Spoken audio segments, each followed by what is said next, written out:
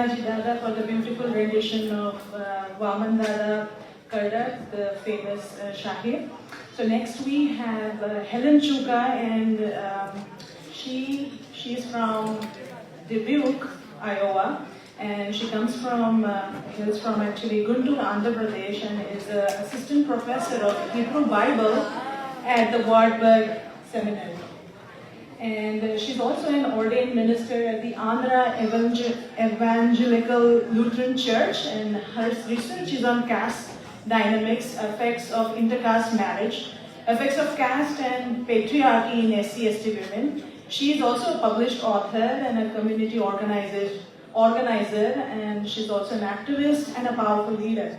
And she engages in anti-caste work and also focuses on violence faced by caste-oppressed SC/ST women. Let's hear it from Helen. Let's welcome her.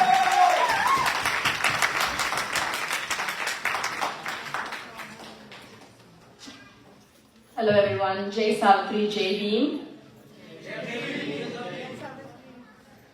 It is indeed a good opportunity to be here and to share a few words. This is my second Ambedkarite event, and I am so glad that we are able to, me and my family who is sitting back there, we were able to make some friends here. So growing up as a Dalit, right, I never knew I was one. Because when we are born in Christian communities, often Dalit identity gets forgotten, or sometimes Dalit identity is not as much emphasized as the Christian identity itself. And so as I was growing up, I didn't know I was a Dalit. But when I engaged, or when I got into theological seminary, which is to become a pastor and a professor, pastors in church, right? So when I went into seminary, that is when one Savarna theologian spoke to me and said, you are a Dalit. So even though we want to give it away, right? Even though we don't want to claim as a Dalit, or even though we want to claim and identify ourselves as Christians, right? Our color gives away. Our the groups that we accompany with, that gives away. And also, being a Christian also, my church at least, 90% of the members from my church are Dalits. And so there was not much need for us to talk about Dalits or caste-oppressed communities within the church itself. And now I, as somebody who was brought up by two pastors, my mom and my dad both are pastors, they never spoke to me about it. And so when I came to know that I was a Dalit, it came as a shock. And it was around when I was 22 years old. And it came as a shock, and I wondered what it was. And I had to call my dad and ask him, what was that? And he said, you and me are Dalits. And so there came a kind of resistance to it in some sense because of the kind of stigma that is attached to caste-oppressed communities. And it took me a while to embrace my identity. But thanks to Baba Sahib and the work of Baba Sahib, Christian theology is shaped by the values of Baba Sahib, right? In 1986, A.P. Nirmal, Reverend Dr. A.P. Nirmal, a Christian theologian and a pastor of Church of North India, taught as a professor at Gurukul Lutheran Theological College. And in one of his lectures in Bangalore, he presented the experiences of Dalit communities and said that if we want to engage in theology, if we want to articulate about God, we need to articulate from the experiences of caste-oppressed communities. And although there were several movements by caste-oppressed communities during that time, A.P. Nirmal's lecture became an important pointer in Christian theology that shaped Christian theology in general. And so, ever since, Dalit theology, which is shaped by the values of liberation, empowerment, and justice and equality for all communities, right, all groups of people across the globe, affirmed that Dalits and caste oppressed communities also are God's own people. They are not no people who did not belong to God body, but they are God's own people who need to be embraced and loved as much as anybody else. And so, my theology and my engagement with theology now as a professor also is shaped by the experiences of caste oppressed communities. And I am specifically and specially interested in working towards or working for or speaking about Dalit women. And I think it is important for us to know that Dalit women are at the lowest rung of both the gender and caste hierarchy. Oftentimes we may not recognize that, but I think it is very important to talk about how Dalit women often don't get or don't receive the kind of treatment they deserve. And I think it is very important for us as we gather here together, it is important for us to speak about Dalit women as well. Yes, we can say that, yeah, everybody is equal, but we do need to remember that within the gender hierarchy, women always fall at the bottom. And those experiences get again co-opted into all lives matter, all caste oppressed groups matter. Yes, they do. Caste oppressed communities and their lives and their experiences, everything matter. But we also need to realize that within this caste oppressed groups, there are various levels of people, right? There are women who don't get, who are exploited, violated, sexually abused, right? There are transgender women, men, right? There are queer groups of people who have an additional layer of oppression for them. And so it is important for us to talk about them as well. And I just wanted to highlight 3 points today, talking about Dalit women. The first thing is, as I told you, Dalit women are at the lowest rung of the caste hierarchy and gender hierarchy. And so they experience a lot of sexual harassment and gender violence both within the communities and also outside the communities. And what happens within Dalit women is that, or any caste oppressed women, is that when there is harassment within the communities and within the families, they want to hide it.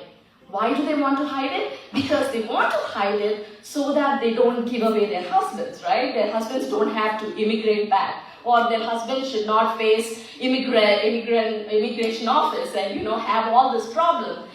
Because we already moved to the US because there is so much violence, right? And various other reasons. And so Dalit women don't want to, or caste oppressed women don't want to talk about their men and the violence that they go through. And so they be quiet and they are silent about it. But just because they are silent, that doesn't mean that there is no oppression and there is no gender violence. They have been experiencing so much of violence.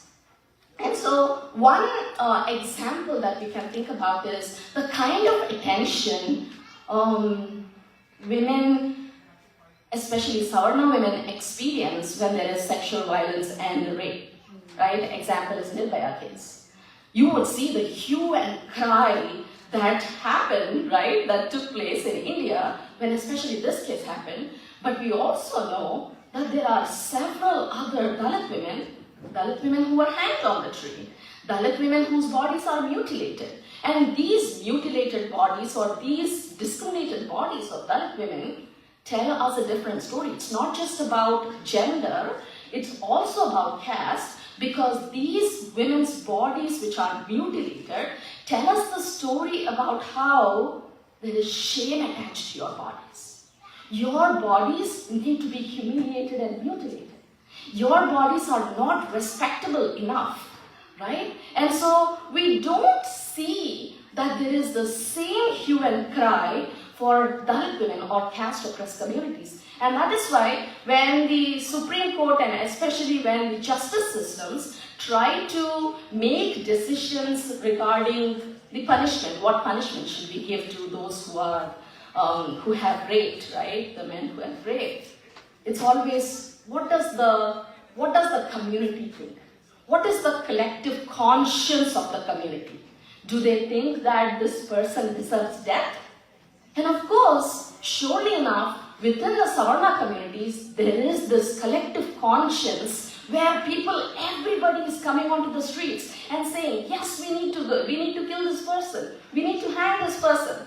But when it comes to Dalit women or caste oppressed women, there's not that much of collective conscience, right? And because there is not that much collective conscience, what happens is Dalit women do not receive the same treatment that they deserve, the same justice that they deserve, the same kind of equality and equal treatment that they deserve. And so it is important for us to, as people in the diaspora, remember and think how our own groups of people within our communities and outside our communities also, right, caste oppressed communities, are experiencing sexual violence and domestic violence, right? The second thing is, intercaste marriages is one of those things that Baba Saheb has suggested, right? This is one of the ways that we can probably annihilate caste. And one of the challenges with that is also, right, there is this intentional interest to engage in intercaste marriages so that we can annihilate caste, move beyond caste, and try to embrace each other as beyond caste, right? On a human level, relate to one another on a human level. But there is also this other aspect where intercaste marriages become a site of struggle, because whoever engages in intercaste marriages have to be killed, have to be targeted. Their bodies, again, need to go through the shame, right? There is this purity pollution culture that we want to impose on these communities. And so that also is another thing that results in violence against women. And the third thing, and I'm not trying to promote or convert anybody into Christianity, but I want to let you know that ever since I grew up, right, I know about my religion, I know about my identity. Christianity was a liberative religion for me. I have embraced it as one. Its values have been equality. Its values have been justice for me. It is empowerment. It has spoken about how all people are equal. It said that Jesus is a Dalit.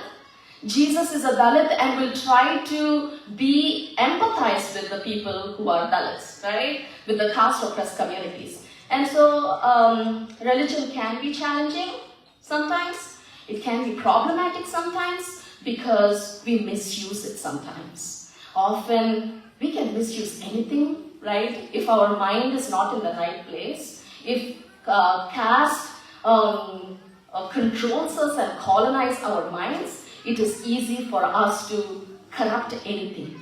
And religion also has that power and potential to corrupt us. But also it has the power to empower and offer liberation. And it is important for us to know where do we set our minds in. I really hope that groups such as this will be spaces of liberation, right? Spaces where we will embrace each other with equality. The spaces where we will continue to strive for each other's empowerment. It's not just individual empowerment, but community empowerment. To that end, I hope Baba Saheb and the values that Baba Saheb has promoted will continue to inspire us. Thank you.